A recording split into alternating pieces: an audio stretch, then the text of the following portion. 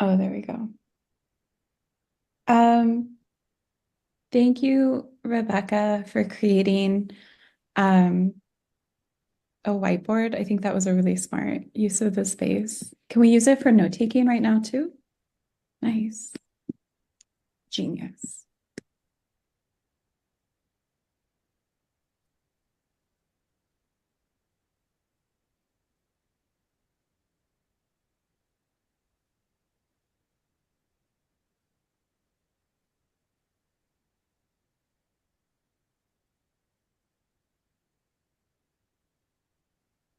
Do we have the document that's the list of the recommendations we're supposed to discuss? I'm actually trying to pull it up right now to share on the whiteboard, unless someone has it. I don't. Yeah. I have it pulled up. Would it be, if I share screen, you won't be able to see this. So, Can you put the link? I think we will be able to click it if you put it on the whiteboard. okay. Yeah.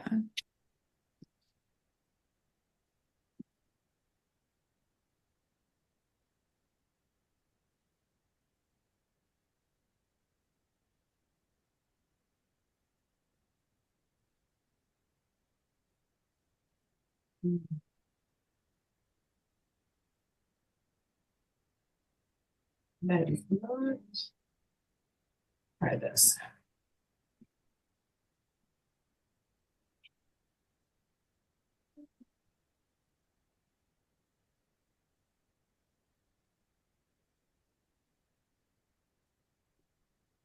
Yep. That worked? It takes me to the website and we're at for a focus area 3 recommendation development, correct? Not taking me anywhere. It's not taking. And, All right, let's try.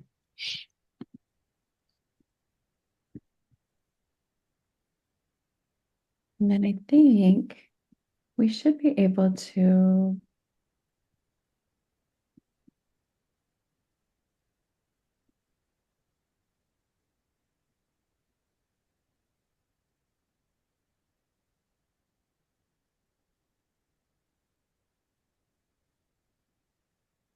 you'll have to copy and paste it.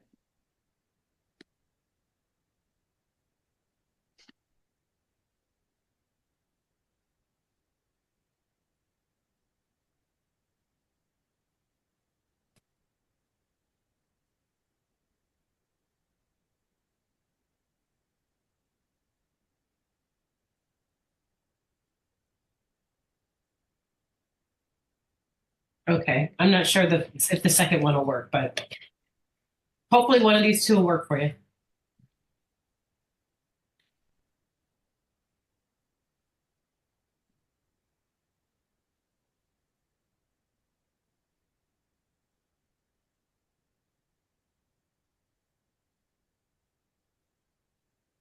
I think I'm getting old. This font is very small. Okay,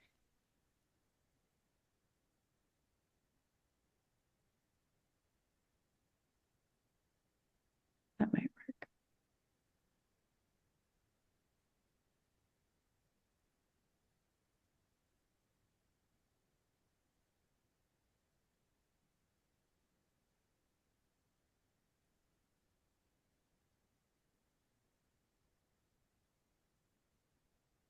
Okay, I got it by going back to Adam's link. Mm, Okay, I also put a live link in the post-it on, it should be the right-hand side of your screen.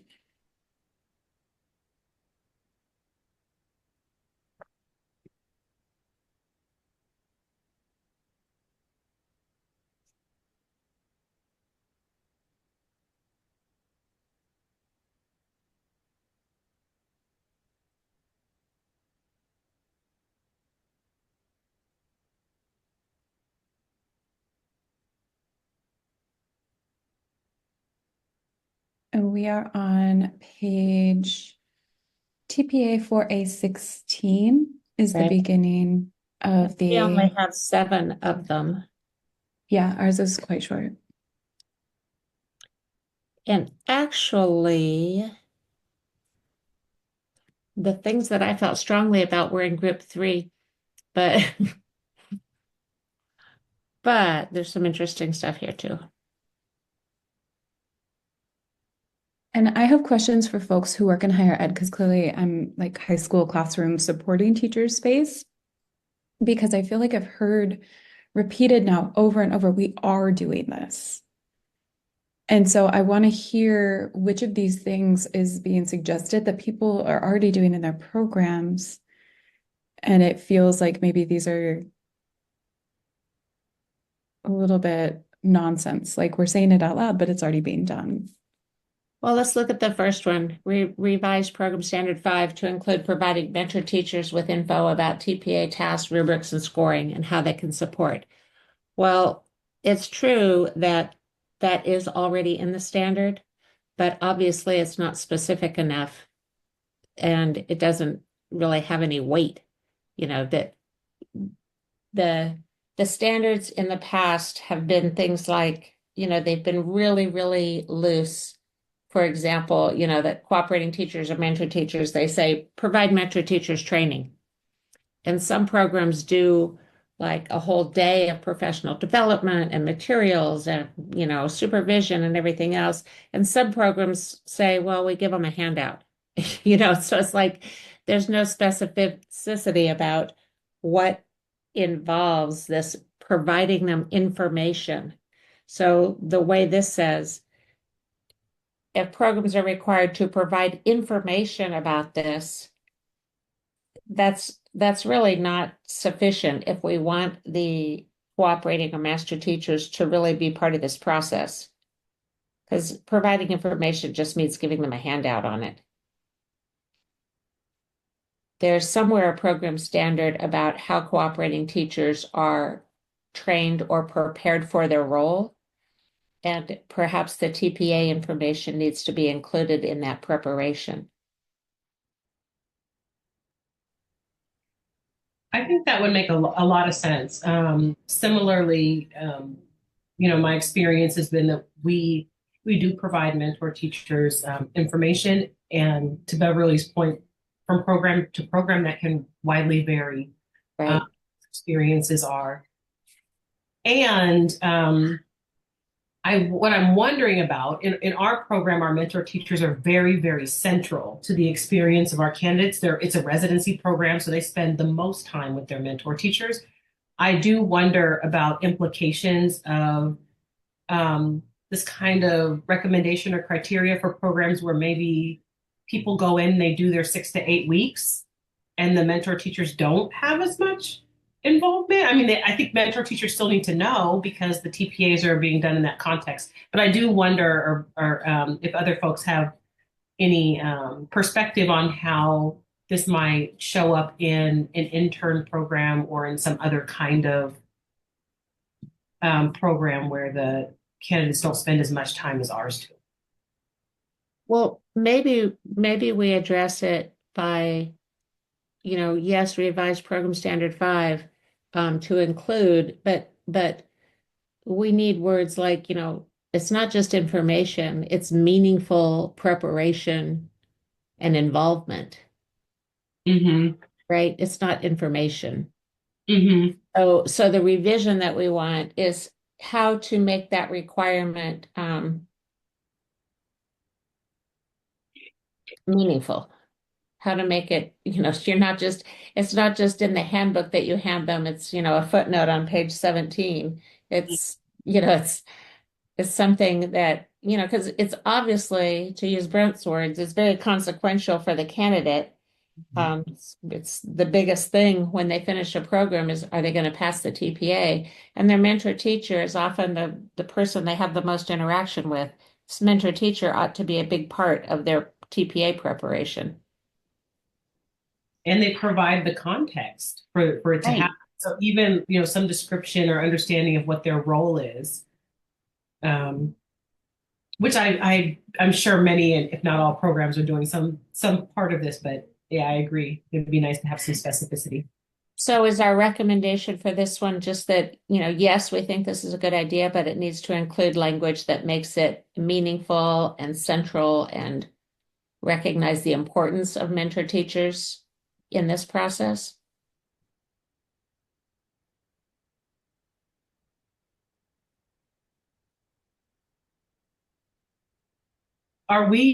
is our goal at the end of this time to come back with a consolidation? Oh, okay. I think so.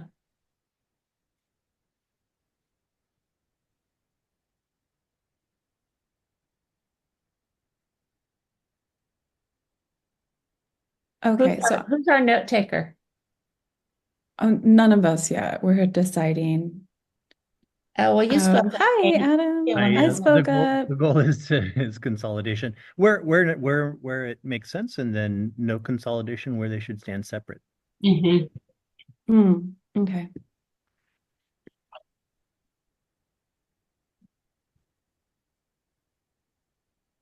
Oh no, you can't unmute. You're maybe not a host. I don't know if I can make you a host. Uh, did you?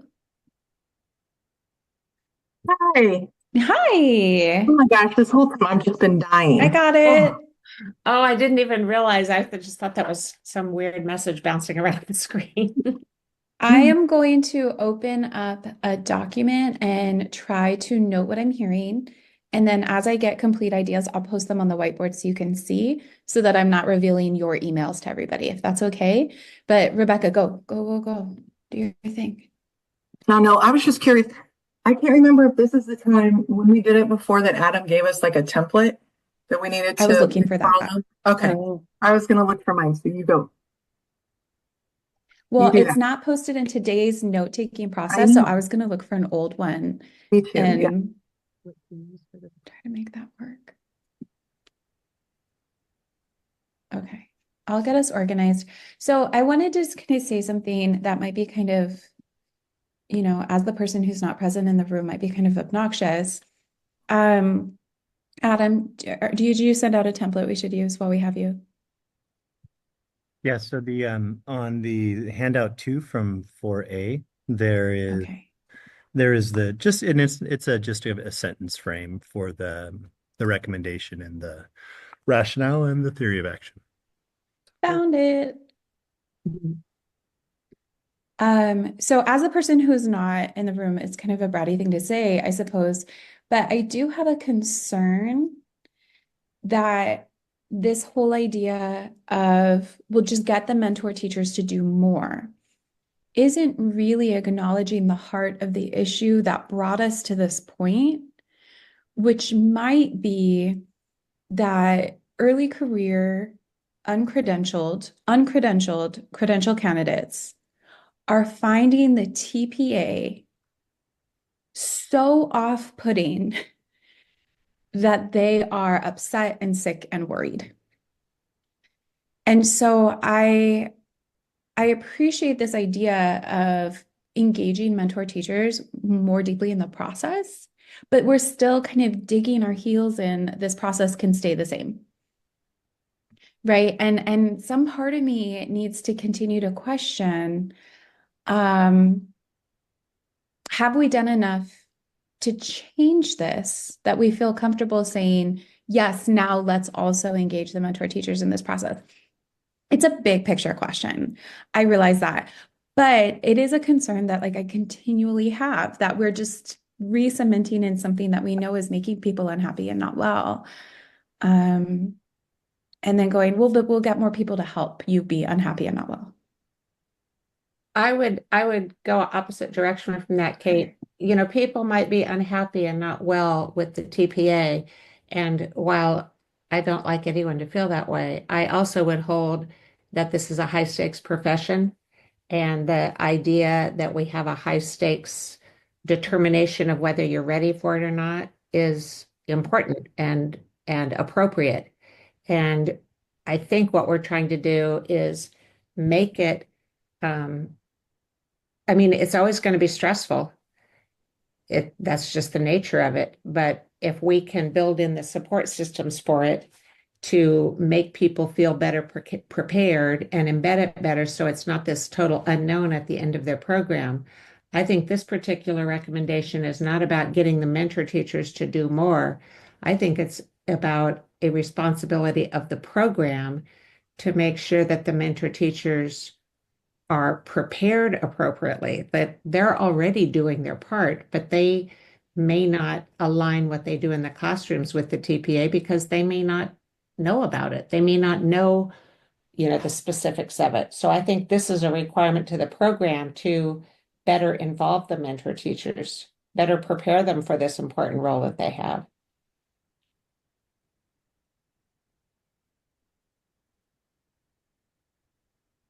I think that's a helpful viewpoint to have. I do. I just, because I'm constantly questioning and wondering if we're doing enough to really alleviate the real burdens that folks are facing.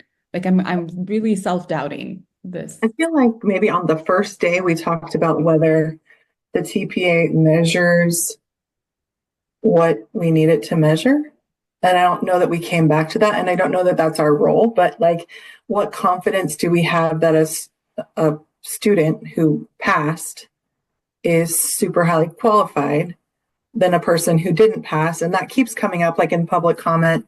Maybe I was reading like a past one because I was going through a lot of old stuff, but um, it feels like anecdotally there have been multiple public comments about I'm a mentor teacher and I had this amazing candidate who then didn't pass the TPA and was kept out.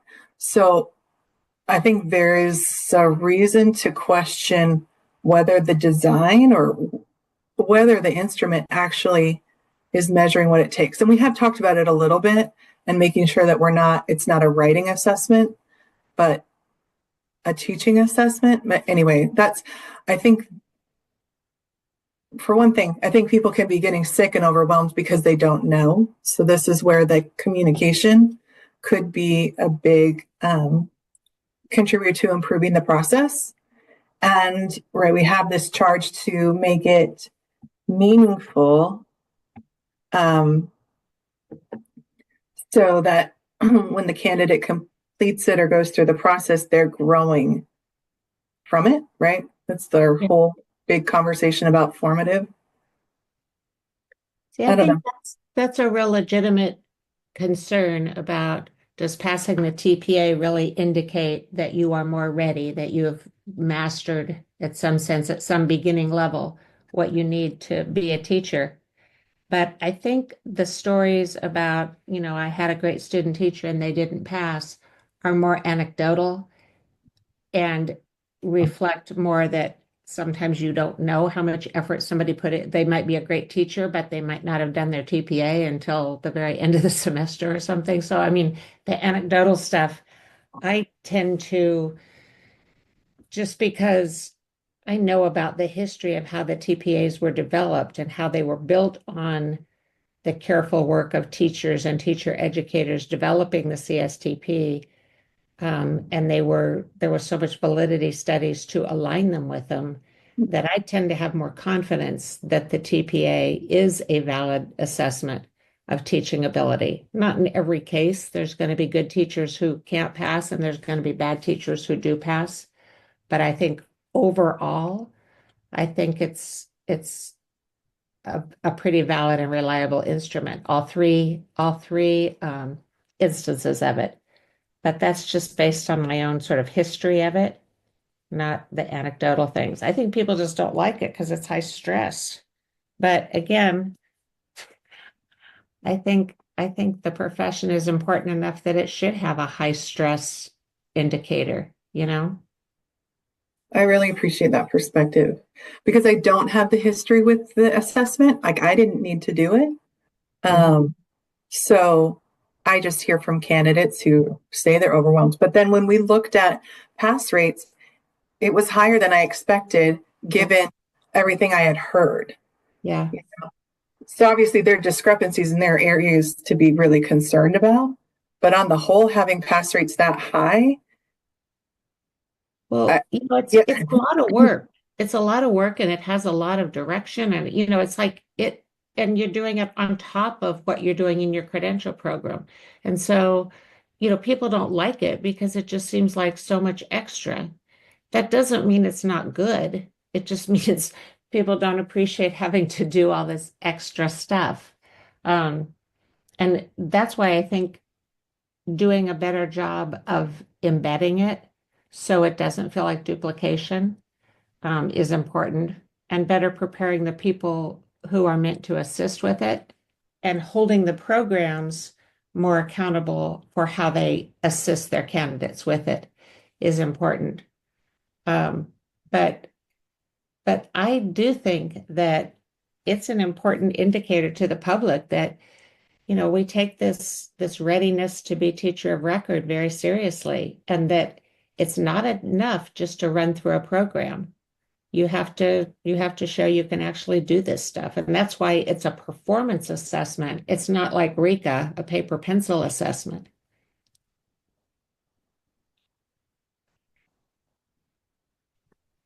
Something that's coming up for me in this conversation too is, and has been coming up for me throughout this process, is that I think as we come to make recommendations, I think to your point, Kate, there are some assumptions implicit, right? That we've already sort of agreed on. So, like, first is that we are going to have an assessment, that we think that the assessment is important in the field. I'm not saying I disagree. I just think that there are some assumptions that need to be named. Yeah. Enter into these conversations. And I also think that there's layers of context in which this assessment is embedded that we don't always have an opportunity to talk about. And I'm not sure that is our role, but like the professionalism of teaching or the lack thereof sometimes in our country, and the ways in which we prepare teachers in 1 year, right? So I think about, my program is a 1 year long program, and candidates are in placements for an extended amounts of time, which we think is hugely beneficial to their training and their development. And so when you layer on or incorporate, and a high stakes assessment into that 1 year process, yeah, that can feel really, really stressful. And part of the motivation for a 1 year program, although it causes the stress with all the different pieces, is that candidates don't pay tuition for multiple years. I mean, it doesn't take multiple years of their sort of earning potential and career trajectory. So I think sometimes for me, it's hard to think about this in isolation of like all the different pieces or sort of contextual elements in which this assessment is embedded. So is the assessment itself stressful? Maybe. And it probably is stressful in context of a program where we sort of are pushing a lot of content into 1 year and you're doing student teaching. And, it may not have been as stressful if it were a 2 or 3 year process, for example.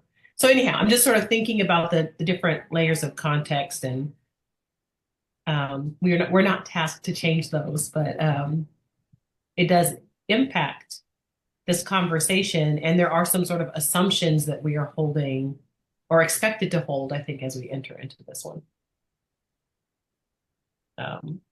Not sure if that's helpful or not, but I do agree, Beverly. I think that my experience with TPAs, in the couple that I've had experience with, is that teachers who are ready to teach tend to pass the TPAs. Yeah. I think that the assessment seems to be aligned with what we think teachers should be able to do. And I do think there are areas for improvement. And I do think that when we see discrepancies by things like race, by categories like race, we need to really focus on that. And the question of access. I was really happy to see that in some of the plans for revision from the TPAs, that they're planning to open up different modalities for people to be able to represent what they know, because we have had a lot of issues with the format and being able to access it. So anyways, sorry to take up so much space. No, that's all good stuff. Kate, I'm looking This at is what good space taking. Kate, I'm looking at what you wrote on the white screen. Yeah. The only suggestion I think I would have, I always quibble with the word training for teachers, because for me, training is animals and teachers get educated. But what I really want in there is meaningful. That it's because training, I think, can be interpreted the same way information can. It can be, you have a whole day of something and 10 minutes is on TPA. So you say, oh, yeah, we train them. So, something, yeah, having meaningful in there, that they have to document how it's, and I'm not certain that that's the right word, but I want some adjective in there that says it's not just handing them a piece of paper, Yeah, how do we create guidelines that are able to be implemented by such a variety of programs? Yeah. Well, see, that's why knowing the program outcomes are so important because the program standards, programs can write whatever they want, and an accreditation team reads the document and visits and says, okay, you're doing what you said you'd do. But without the outcomes, seeing how many of their candidates actually pass, we don't know if they're actually doing what they said they're doing and if they're doing it effectively. So all we can do is put enough sort of qualifiers in the standards that make them think about it and try to address it. I wonder if and I missed the last session, so maybe I missed this, so correct me if I'm off. But I wonder if we want to focus in on mentor teachers or if we want to broaden that to think about or to incorporate people who might be interns. They don't have mentor teachers, I don't believe interns do. So maybe it's something like school, but they do have principals. They do have. I wonder if there's a broader term that incorporates mentor teachers for programs that where people are in placements in that way, but also includes any other school administrators who may oversee, support, or interact with the candidate. I think that's a good point. I haven't looked at the program standards for a while, but there used to be that intern programs had separate standards, Oh, separate but equivalent standards. So okay. maybe we just footnote this in some way to say, that the that we need an equivalent recommendation that applies to the context of intern teachers. Whether it's, I don't know if it's a separate standard anymore or if it's going to be in the same standard. It is not a separate standard anymore. Thanks, Mary. I saw you floating Right. by.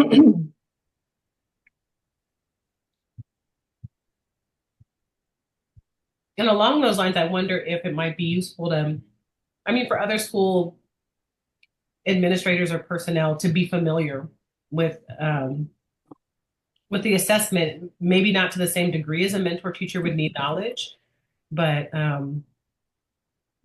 if a principal's hosting multiple teacher candidates, for them to understand that teachers will be independently student teaching and being recorded or, what that process might be could be helpful for the administrators.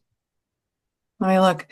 I remember there was one, I can't remember if it's in here, something in the proposals we voted on about providing interns time, kind of as PD time.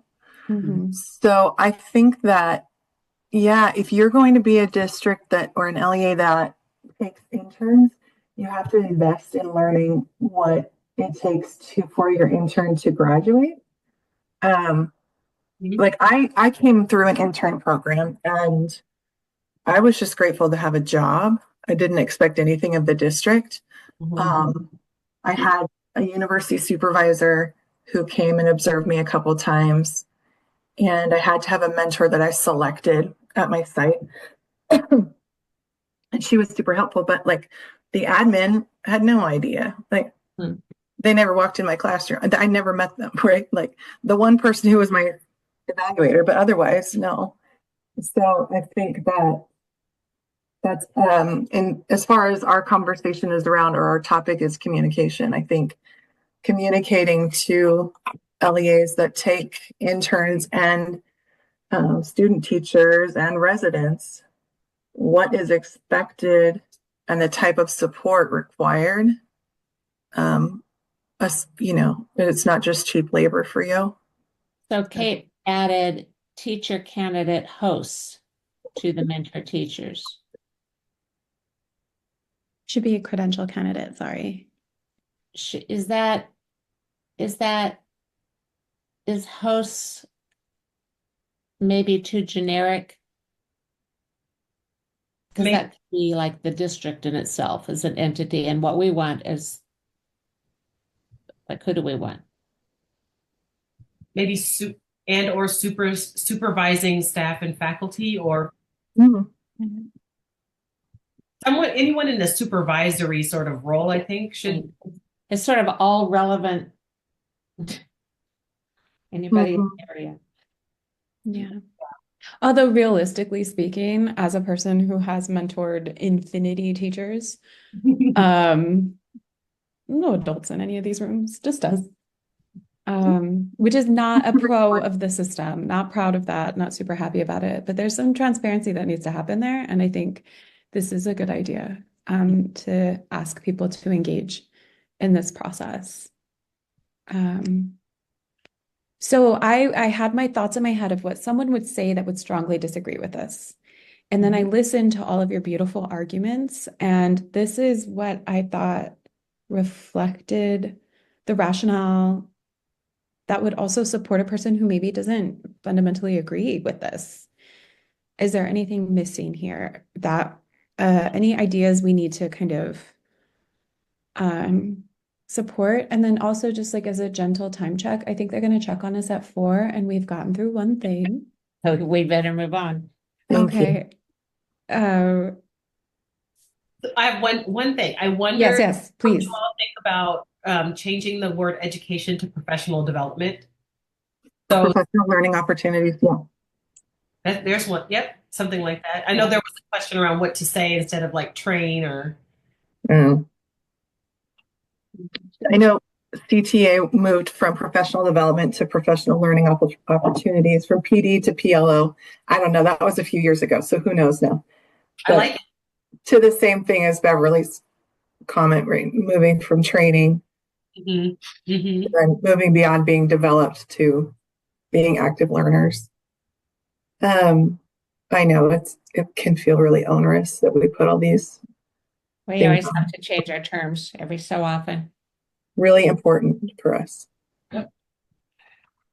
Uh, Um, I for sort of a process, if I could have a couple minutes to just read all the rest of these, and then I can consolidate in my mind because some of them might overlap.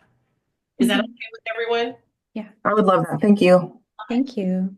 Yeah, although I think the next one is super easy. Uh, we haven't done this. Okay, you guys read. I'm gonna.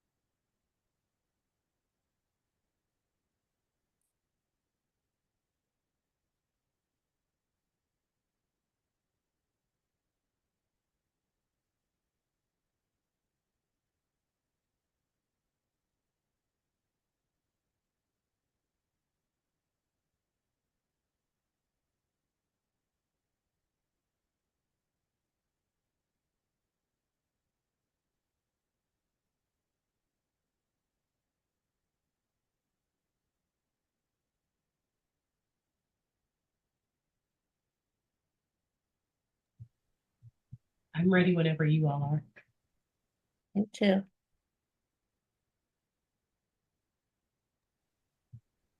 Hey, Rebecca, you're stuck again. You can't unmute.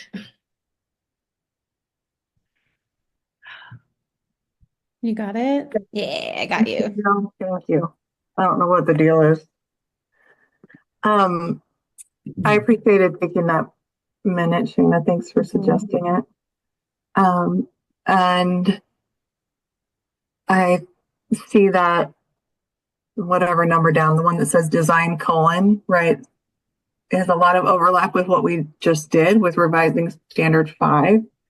And then I feel like the strengthen the system and the implementation go together as far as having kind of a unified location and design for dissemination of information. I think that those two, they're kind of addressing different things, but I think it could be taken care of in the same way. So the suggestion is a website. So you could have a website that has all about the TPA broken down into the different components, what you need to know. Here's how you do it. And then also, what are the passing rates for different schools? I don't know. I thought it's interesting that revising the IDP to require TPA scores wasn't more embraced. Let me look down at the breakout of that. We had probably one person opposed. I just find that interesting, and a lot of neutrals. I'm curious if that's people who don't work with ILPs and IDPs, maybe not having a strong opinion on it. But from the ILP side, from the mentor side, when we have a clear credential candidate, I would love to have that as part of the way we do business. I think I've said before, like I've never had a candidate come to me and say, here's my IDP and my TPA, let's build my goals. And Right, I and didn't know that existed. that's the whole point of how do we make it formative. Yeah, I think it's fantastic. So Yeah. I was surprised to see that there wasn't a lot of support for that. But I support it. Is that comment, does that go together with the second comment at the top, the one, the induction standard to include TPA data? I think it does. Okay. Yeah. So I guess if we put them together, then there's a lot of support. Yeah, but to your point, I do think that's interesting that the second comment about the IDP did not get that support. So I wonder if there's something on the programmatic side or the implementation side that would, like, are there unintended consequences that I'm just not understanding or thinking of that would cause folks to not support that? Mm-hmm. I don't know. Can't think of any. Well, I think, we got that whole raft of responses from induction people when they thought that our goal was to move TPA into induction. And they all pushed back like, no, no, no, no, no. Oh, So there's a whole sort of sentiment about trying to fix TPA by messing with induction. And I don't think that's what this gets at, but I think maybe it comes from that context, the lack of support for it. But this was the original intent, that the results of TPA be carried forward into induction. mhm, It just makes such good sense to me. mhm. I would love that, to meet a And brand new candidate who I know nothing about and be able to see like, oh, this is what you've done so far. And, these are people I know that have strengths in your area, and I might recommend those be the people that you go observe because observation is required. Yeah. Sorry, I talked to you. so I'm No. hearing of, go ahead. Mhm.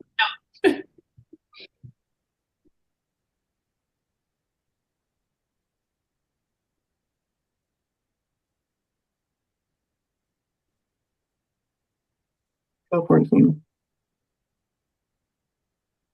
No, I was just wondering, is it enough for us to be able to say, or is it enough to say, um, that the TPA information from the TPA scores, results, etc., should be used or it should be communicated through the IDP and used in goal setting for induction? Like, is it enough to say that, or do we need to come up with something more specific?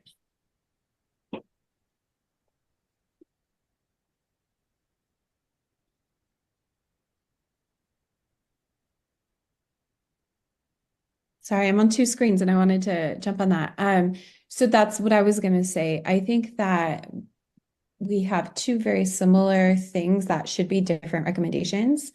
There isn't a solid warehouse or clearinghouse where people can access their TPA scores and use them meaningfully.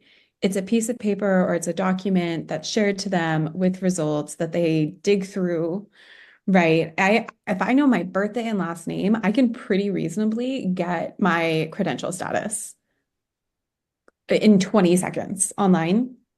But a one-off piece of paper that you receive after an incredibly stressful event, along with all of the other documents that you receive, or like a one-off document that you receive, it's not carrying over very well. And so I think it is reasonable that the information from the TPA should be communicated and used in induction. And I think that a way we might facilitate that is in the same way that, we have the accreditation system sharing information. There should be some sort of way that we can connect individuals to their scores and be able to connect them in a way that's pretty easy, since this should be reported to credentialing to clear their credential. So their score's going somewhere, one central place.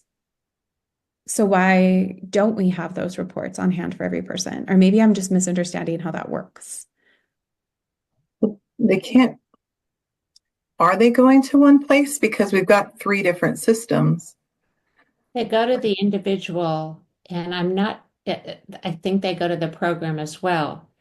But And the only sort of transport vehicle to go into induction has been the candidate. If the candidate doesn't take it forward, there's nothing right now that requires the induction program to to get it, to ask for it, to require it, I mean that's who sort of has to have it. this came up in one of our recommendations earlier in one of my breakout groups, a recommendation to have a central record of, we were at that time talking about the IDP, so that when a candidate goes to an LEA, gets hired, it's accessible, like there's where to go to get their IDP. And so I think, yeah, this kind of relates. Like if there were a way that you just pull up their TPA scores, their IDP, and then eventually their ILP will end up in there. And it's all part of their credentialing, it's But like a transcript. don't we also need a revision to one of the induction standards that Mm. requires induction programs must access this information and write goals based on it? Because right now, doesn't it says should, right? It's that very soft language. I think it's there, but not a mandate. Let me So look. I scheduled a meeting to have a conversation with an induction coordinator with these questions, and they do encourage and ask individuals to bring their results. But individual programs do. I don't think Yeah, they're not required to by the state, and some do and most don't. if the CTC knows that I have a preliminary credential in English and biology, aside from the LEA registering me as a person with a preliminary credential in English and biology, why couldn't that document be attached to my preliminary credential file under my name and birthday? Yeah. It seems like, I think we're talking about two issues here. One, yeah. making the information accessible, and second, requiring the induction programs to use it. Well, and a question I have, these are assessment results. So just thinking about like FERPA, protection of people's information and data. Like I'm not even sure that so can my program even share? I don't even know if I can share those results. So that like those results are shared with our program because the student somewhere says, please share them with this program. Similar to like SAT scores or whatever. I'm not sure if those results should be sort of able to be shared by someone other than the assessed person. Um, it's just a question I have living in FERPA land, whereas like we don't share anything with other folks or other institutions. So thinking about the transfer of data from one sort of institution or program or place to another, that probably wouldn't happen except outside of the student being that vehicle. What if So just what if they were on some, accessible site and the student had to authorize their new employing district to be able to access it, but the employing district, who I'm assuming I'm using as a stand-in for the induction program provider, that's sort of, becomes common practice when you hire a new teacher. Part of what they sign off for you is permission for you to get their TPA results. maybe so. So they're not Yeah. like open to the public, but Yeah. the teacher then signs it off to the new district. I really Mhm. appreciate that perspective. And that, I mean, it's quite likely that that's why it hasn't progressed, right? Those kinds of questions. Do we have a friend in the room joining? No? Okay. Hi. No? Okay. No, okay. I also just like now I'm kind of second guessing myself in terms of um, including something that's evaluative in a space that the people hiring you will be able to see. And the implications of something that you do when you're 22 Mhm. Mhm. or 21 or 58, like no judgment, being attached to you. That feels a little bit uncomfortable too. And so it would need to be finessed in a way where like specific suggestions for goals exist, but maybe not numeric scoring. Mhm. Does that make sense? Like based on the trends we see here, AI generated, that sound AI generated what I just said. Um, you might consider one piece of feedback I did hear was being in, and this is not interns, but people who do traditional kind of in a classroom with a teacher mentor and the gradual release of responsibility. What I have heard from induction folks is that that specific context is so different Mhm. than first year teaching independently, right? Or even like your first year interning versus that second year when you've cleared your credential and you're no longer a credential candidate, that they have found that sometimes the scoring and feedback is not even very helpful. Mhm. Right, because there might be a master teacher behind you giving everyone the death stare, and then you're a first year teacher and there is no death stare, right? So like, not that that's acceptable. Don't do that to kids. It's mean. Just it's live. People can hear us. And so we are taking time to, I think, unpack this, which is important. But the feedback I've received is sometimes they don't have it. Sometimes it's not helpful. And Mhm. often by the time it gets to the people who need to reflect on it, it's almost outdated.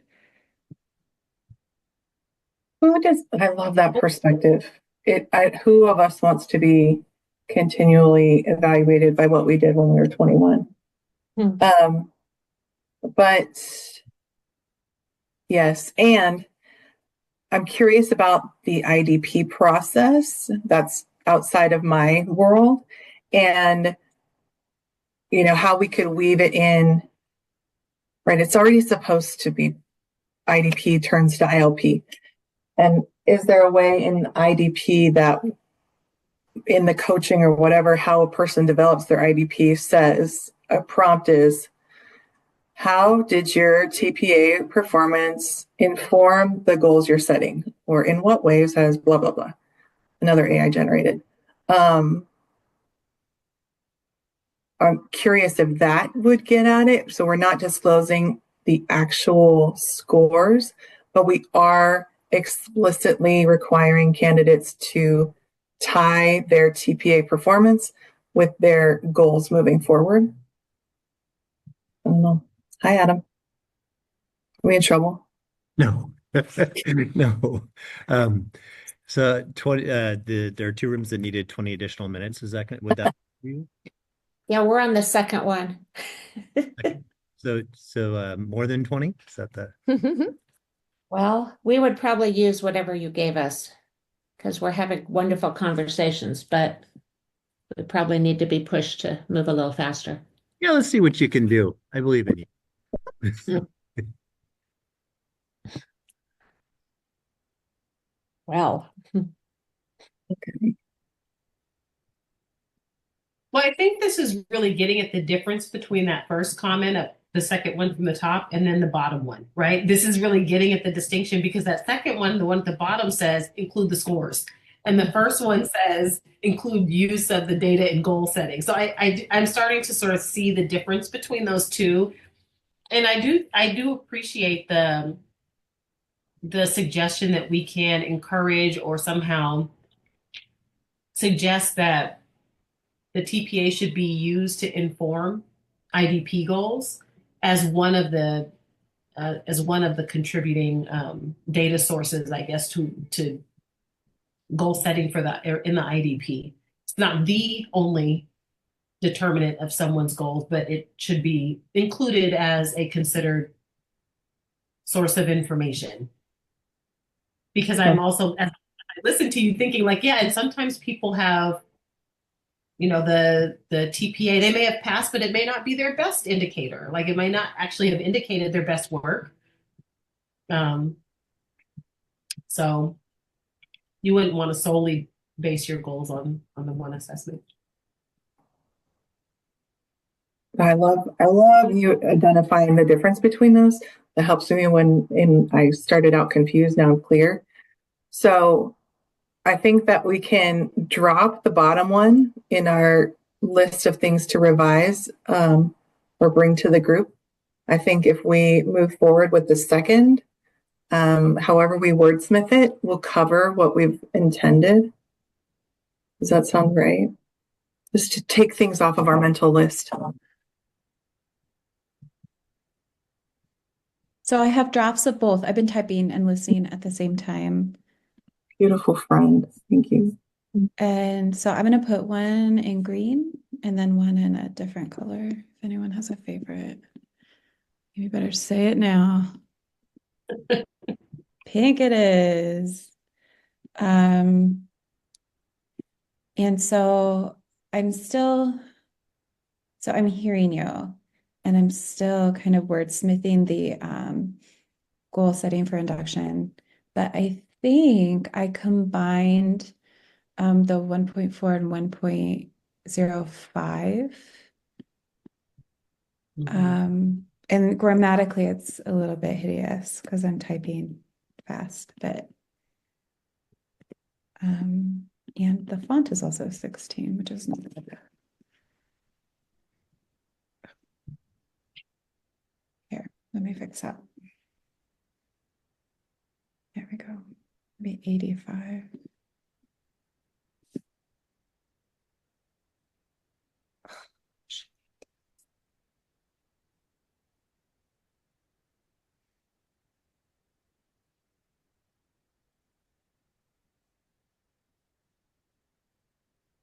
And then I have these on a doc to share with Adam and your revisions to the purple one as well. Thank you. If you want to take a look at that first one, I'm going to copy over what I have for the second one.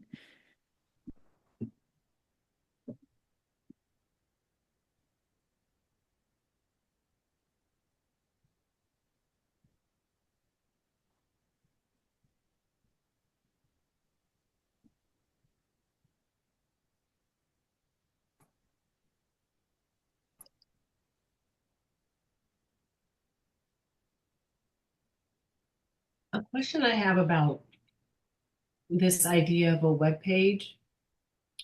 Who is developing a web page?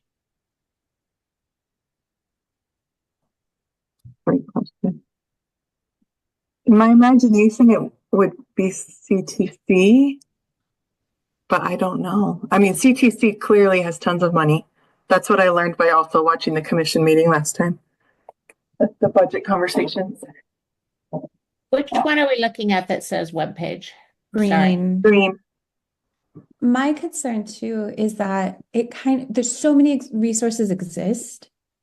Mhm. And so asking for, it's like just screaming into the void now. Like if you Mhm. Google TPA support standard three, like whatever, like 5 different things and videos and documents, it's so much information. This is the language that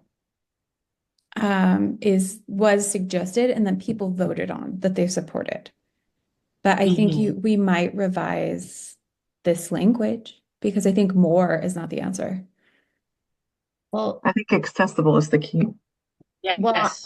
I think all the information that they put on here is important information to be public, but I always have a problem with not just telling people what to do, but specifying how they have to do it.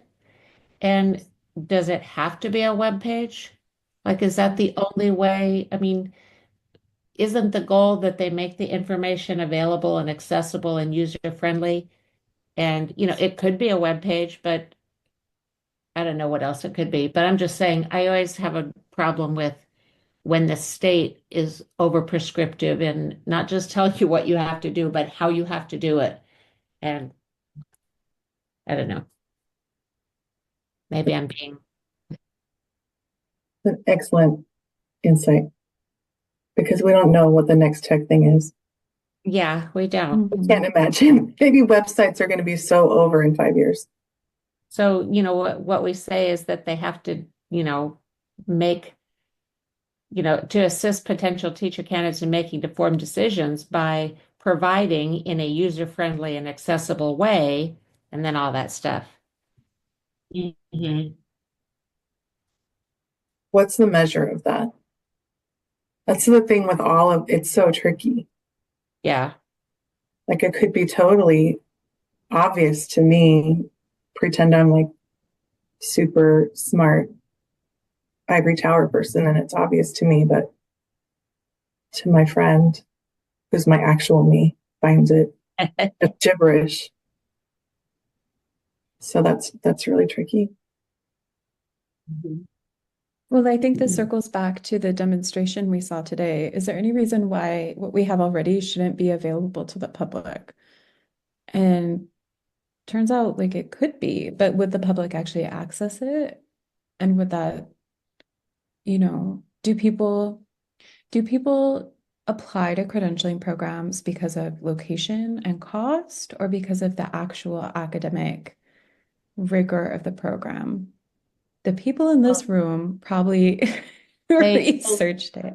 they apply number one for location and Location, cost right? and like the program. Um, Yeah. Very few people will get into sort of which TPA do they use and what are the pass rates. That's, I mean, it's important. But at that phase, when they're just looking for a program, they're like, oh, I want to be a teacher and I don't know what's involved. They don't know the importance of TPA and pass rates and all that. That's not what they're looking for. That's They really they look for the program that they can get into, that that is accessible to them and it's affordable and it's convenient. Because most teachers, even when they finish their credential, the data on teachers historically is they don't move for a job. Most teachers stay where they are and take a local job. And the same is very true for where they go for a credential. They move to go to college as a freshman, but once they're doing a credential program, they tend to stay where they are. Not to say individuals might not be different, but the majority of them, historically, the studies say they don't. well, I think that's a I really agree all this info should be out there, but I think so, not just as a service to potential candidates who I'm saying won't use it, but also I just think it's part of the accountability for a program that their pass rates should be public information. they should be held accountable if they have a pass rate of, 40 compared to the rest of the state at 95. That should be out there. So is it enough to be to say or to recommend that pass rates for institutions should be publicly available? Yeah, I think publicly available, but I think that whole like user-friendly and accessible too, because you can say publicly available and it could be buried, on a link to their, institution's website that you'll never find unless you know it's there. Mhm, Publicly available and accessible and user-friendly all has to be there. mhm.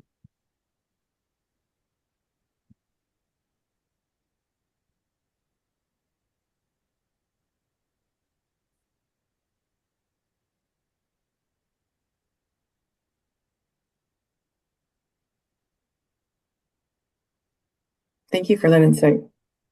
And I think it, for me, highlighted the diversity of our state, which was talked about like in our first meeting, because I live in Orange County. When I got my credential, I was on the border with LA and Orange County, and I went and checked out, like, went to information sessions for 4 TPPs, and like met faculty and made a decision. But if I were living in a more rural community, I would go where I could go. Like, there's not going to be that kind of choice.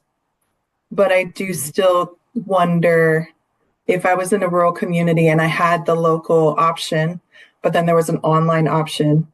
And if someone like hinted at me, like, hey, you should check out their data, and like one really, had successful TPA, or, people entering the field, and one didn't, that would be meaningful to me. So, anyway, thinking it through.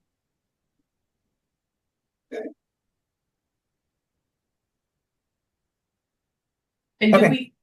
are we still thinking this is a recommendation for CTC to create this, or is this something where like each program should? Maybe it's both. Because if you really were somebody who wanted to compare, if the CTC, it would be super easy for CTC. They already on their website, you can search all the program providers, who does multiple subject. It would be pretty easy for them to add it to a central dashboard listing, pass rates. But I think the institution should have to have it too. Are there any unintended negative consequences to publicizing that kind of information? The only one I can think of is what Cheryl said about the cell size of under 10, that, if it's a program with only 10 students and you put pass rates on there, people could associate it with individuals. They could figure Mhm. out, who the people are. And so you'd have to put that limit on there of, programs with more than 10 graduates. Mhm. You might also have a great program that is small and maybe you do 5 years worth of data and they have one really rough year that drags the data down as an outlier year. So they would have to have a way to maybe appeal or to offer opportunities to kind of explain. Yeah. So that we don't like destroy small campuses. Yeah.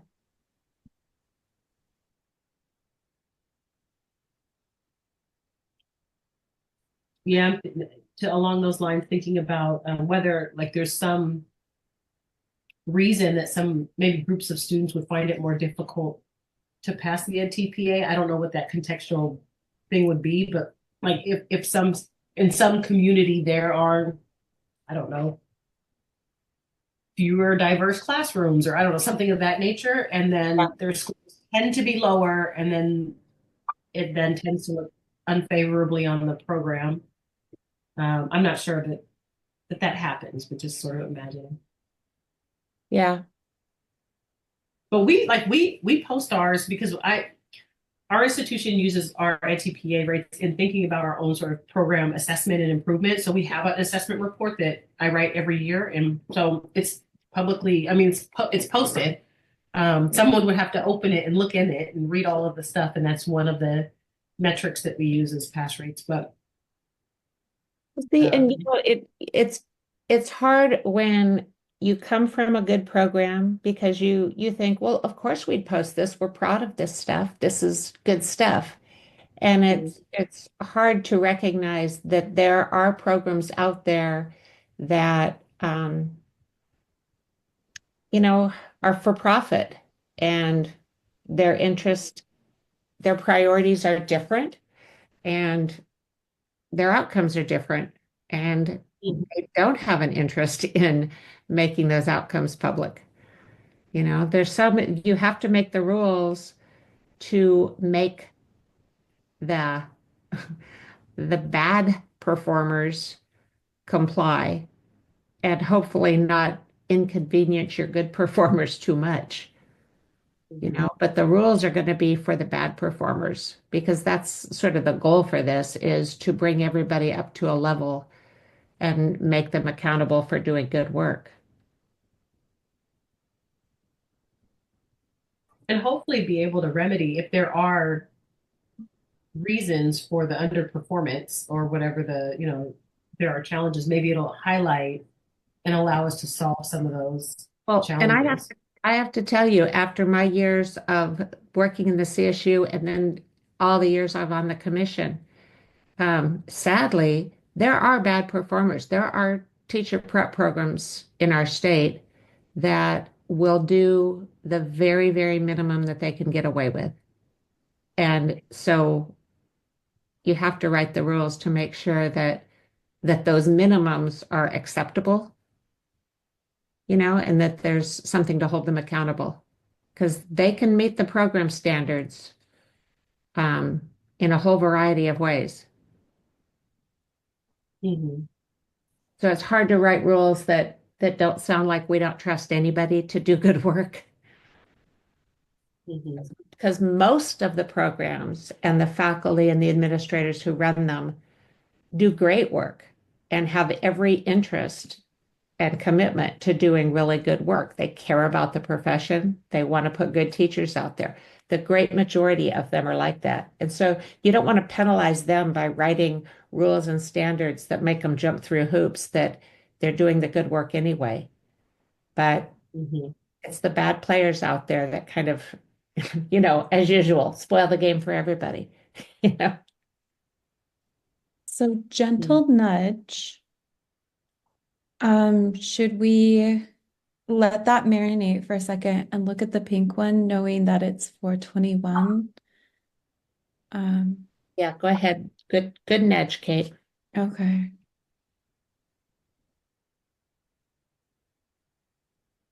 Mhm.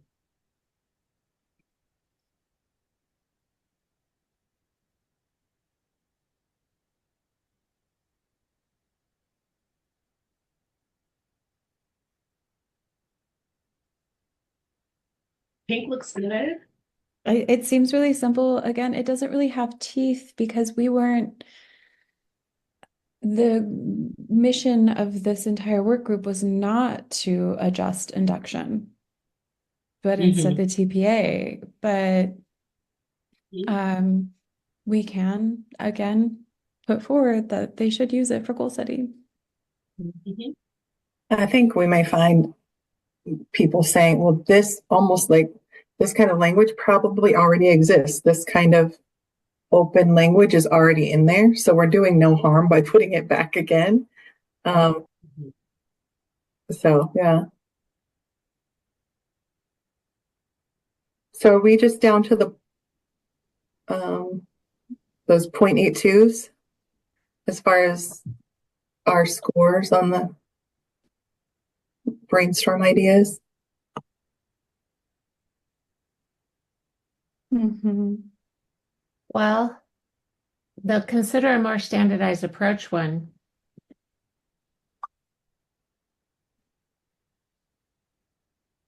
If the point of that is to ensure that TPA is a focus point moving into induction, we have addressed that at least to some extent, right? Or not? I think to the extent we feel confident that it's within our power to do. to Kathleen's point just now. Right?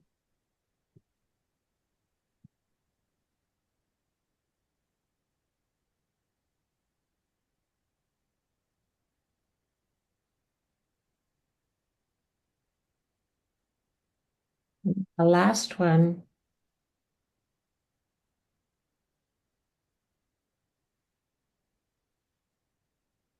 Is kind of covered in our first, right?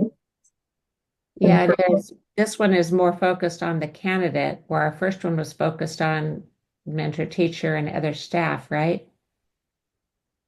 Mhm. So maybe we go back to our first one and add the candidate too. Mhm. Would it, so it'd be engaging candidates. Our teachers. Yeah. Engaging, oh, there shouldn't be a comma there. I'm fixing grammar as I copy and paste over too. I found so many mistakes, guys. I'm sorry. So engaging credential candidates, comma, mentor teachers, and credential candidates supervising staff and faculty Uh-huh. with meaningful professional learning opportunities. It's just so hard to measure. Mhm. It's just like it's such a tricky, yeah. I have no measure for it. It just bums me out that there's not one. Um, so I think we're pretty much we included all of these brainstorm ideas. Am I missing one?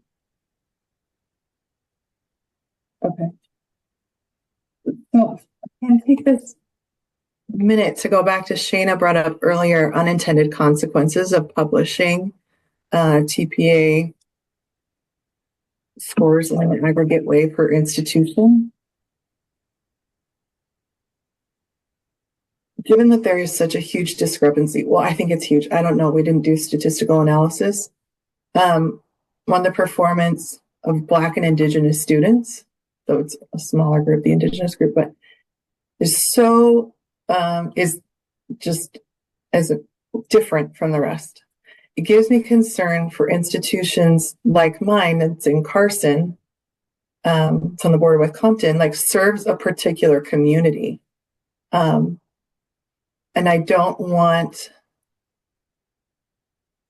the school to be seen, the program to be seen as ineffective when we know there's a problem in the measure. Or, that's all. So I'm just asking for all of your wisdom, and that's it. I have nothing to offer.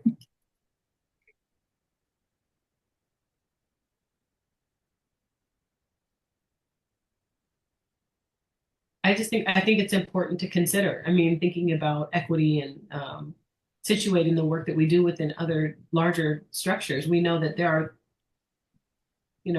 aspects to this that are, I don't say outside of our control, but outside of our immediate sphere of influence. And so, yeah, there could be other contributing factors, given the barriers we know that exist and social systems that create inequity.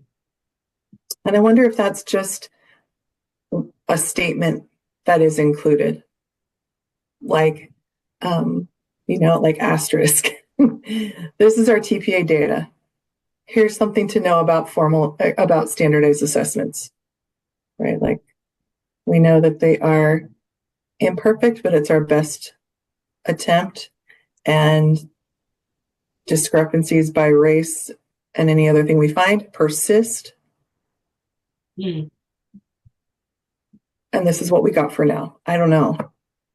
Interesting. So I don't work in a university, but I guess I have a question about how your university functions, folks, because maybe everyone is different.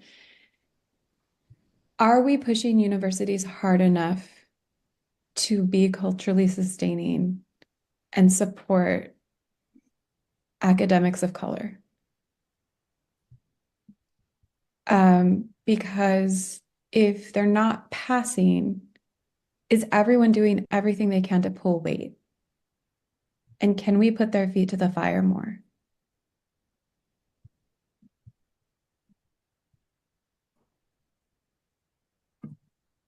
I think you addressed this by,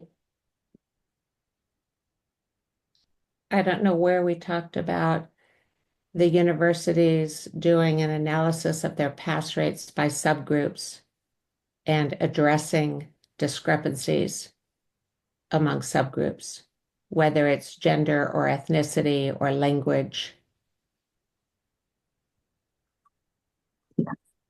Right. That was included in some of the others. I appreciate that callback.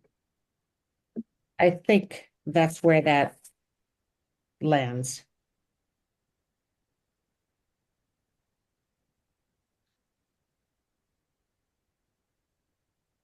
I think related to Rebecca's point a little bit earlier,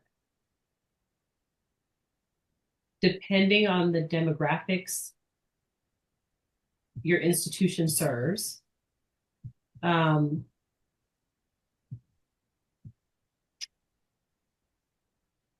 kinds of support or the kinds of engagement to support access may differ. How do I say this? Yeah, just program to program, because some programs have different demographics. And so, if you know that you have a group of students who all needs X in order to be able to access this assessment, and another institution does not have that group of folks, just the kinds of work that the institutions do are going to be different. And it doesn't mean that they should not do the work. I'm just sort of considering the differences depending on the communities that we're in and we're surveying. I think that goes maybe back to what Beverly said earlier about not mandating the how, Yeah. Mm-hmm. but somehow being able to require that it is done. Mm-hmm. Yeah. Like what evidence can we collect? And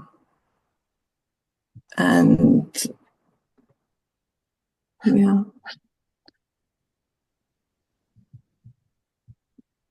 I have a question for the room about accreditation.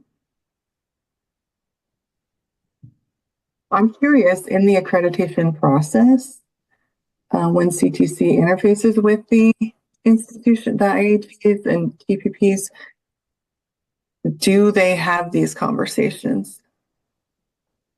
Like, does it already happen? Well, when you say, does CTC have these conversations? In accreditation, it's this long 7-year cycle. And during most of the cycle, the institution's interaction is with a CTC staff member who requests documents, and they go back and forth, and they, just submit things and go through a process. And then I think it's year 5 or year 6 of the cycle, when there's actually a campus visit, a CTC staff member goes along with a team that are higher ed faculty and K-12 teachers, and depending on what programs are being reviewed, specialists from other fields. And it can be a big team, or it can be a very small team depending on the size of the campus. And they go for 3 to 4 days and interview everybody on the campus and talk to everybody and verify that what the program has said in their written documents is actually what's taking place. So when you ask, like, does CTC have a conversation about any certain topic? There's so many iterations of their conversations, it's kind of hard to tell. Yeah. We're about to get kicked out. Yeah. And this is covered more in the next, like in letter A. So we'll hear what everybody says when we get over to that group. Thank you. I have loved being part of this group. Yeah, me too, you guys. Good work. You guys are awesome, and thank you for letting me color code things. It's my happy place. Thanks for I'm going to taking. send it to Adam, okay? Okay, Yeah, thank thanks. you. Okay, bye. Bye. Bye.